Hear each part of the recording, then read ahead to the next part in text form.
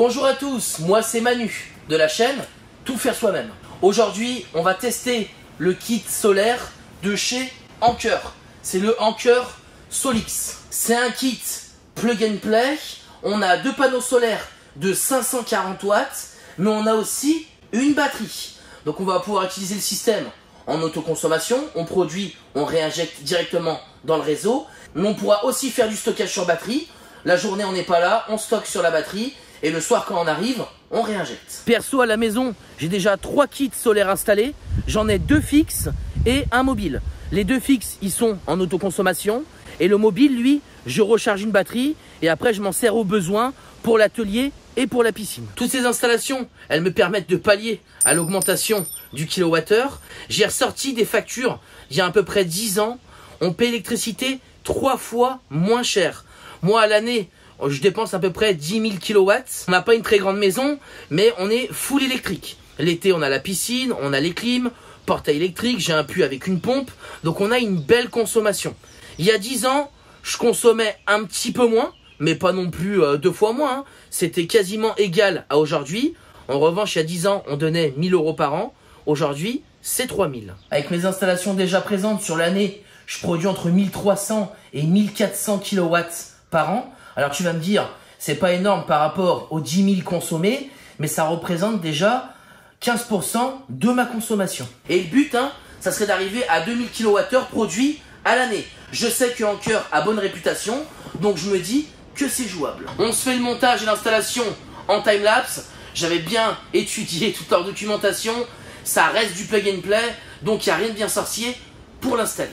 Allez, on est parti. Quand tu fais l'installation, mets-toi bien à plat. Il n'y a pas énormément de protection pour les panneaux. C'est vraiment que du carton. Donc, faut pas qu'il y ait de cailloux, etc.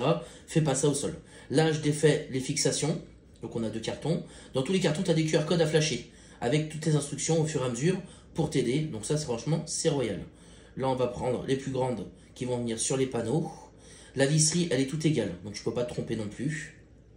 Une fois que tu as fixé les plus grandes barres sur les panneaux, tu mets les intermédiaires en jambage. Donc pareil, visserie tout égale. Et la dernière, la plus petite, ça va être la jambe de force pour régler les degrés.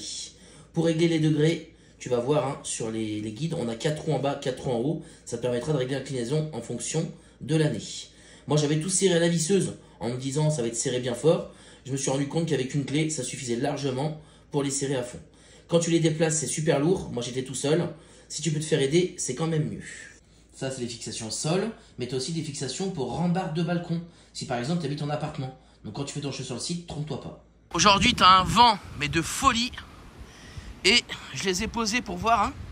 Ils n'ont pas bronché d'une oreille. Niveau difficulté, je pense qu'on a fait le plus dur de l'installation. Avec le guide, une fois que tu flashes le QR code, tu as toutes les infos. Et après, tu vas étape par étape où tu en es. Là, on va sortir la batterie. Parce que les panneaux solaires, ils se branchent directement dessus. Si on se rapproche ici, on a le niveau de batterie. On pourra la mettre en route aussi d'ici. Là, on va voir l'entrée des panneaux.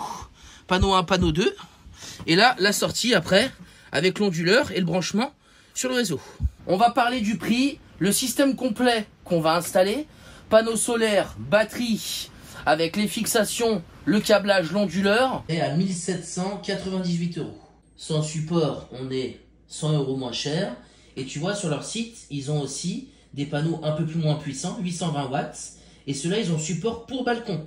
Donc voilà, quand tu fais ton choix sur le site, fais bien attention à ce que tu choisis. C'est l'installation la moins chère que j'aurai à la maison et la plus puissante. Comme c'est une vidéo en partenariat avec Anker, je te mets toutes les informations en description si tu vas aller jeter un coup d'œil. Je t'ai sorti tout le câblage qu'on a. Là, les 2 premiers câbles, ça va être branché sur l'onduleur et à la sortie de la batterie, parce que les panneaux solaires se raccordent directement sur la batterie.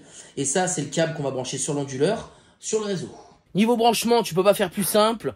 Tu as des embouts mâles, femelles, donc tu peux pas te tromper. Si ton câblage, il est trop petit, tu peux acheter des rallonges. Donc tu vas y trouver chez Anker, en plusieurs longueurs différentes, en raccord rapide toujours, mâle-femelle. Au niveau des garanties, comment ça se passe? Anker, il te donne 25 ans de durée de vie pour les panneaux solaires et il te donne 15 ans de vie pour la batterie, avec 6000 cycles. Et en garantie, tu as 12 ans pour les panneaux, 10 ans pour la batterie. C'est pas pour leur acheter des fleurs, mais ça sera le kit solaire où j'aurai la plus longue garantie. Si tu veux faire une installation sur balcon pour le câblage, tu seras bon. Après, moi je fais une installation au sol.